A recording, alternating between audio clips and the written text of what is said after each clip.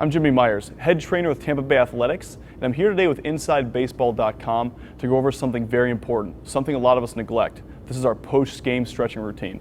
I know a lot of us will finish our game, go to the dugout, get in our car, and leave. Don't. Make sure you stretch every time after the game. I'm going to show you a lot of stretches you've probably never seen before. This one's called Pigeon Pose to a forearm stretch.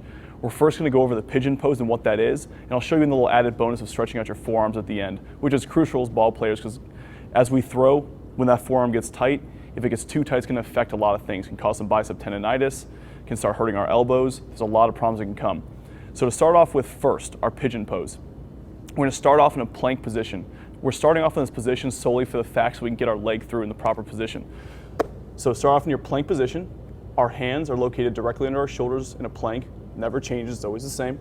Now what I'm going to do, it's kind of confusing because what I'm going to do here is I'm going to drive my foot up underneath my chest. What I'm trying to do is put the outside of my leg on the ground, okay? It's not going to be my shin, it's going to be the outside of my calf. So I drive it up as far as I can, and you'll notice here, I'm trying to put the outside of my leg on the ground. If you can, if you have the flexibility and the mobility to do it, you're trying to put this butt cheek flat in the ground. So what you'll see as I turn towards you, this back leg is dead straight. My shoelaces are planted flat in the ground. Make sure you get those shoelaces flat. We don't want our toe in the ground. Shoelaces are flat. Now from here, I'm putting the outside of my leg on the ground, trying to drive that butt cheek into the floor. As you get better at this, you're going to find you can get a lot lower. So you're going to lean right on top of this. As you lean on top of it, like we said, push this butt cheek into the ground. My hips remain square. As you can see, my back foot, the shoelaces are in the ground, and I'm trying to push this butt cheek in the ground. You're going to feel a deep stretch all throughout your glute. It's also going to stretch your hip out. This is a great thing to do. This glute stretch is really hard to activate any other way besides this pigeon pose. I love this stretch. So we're really laying on it here. The more flexible you get, you can lay down on top of it. As you get better at this, another thing you can do, the more this leg is at 90 degrees, the more stretch you're going to get in that glute. You can see now I can't lay down on top of it. This is so tight now that I have to stay about this high.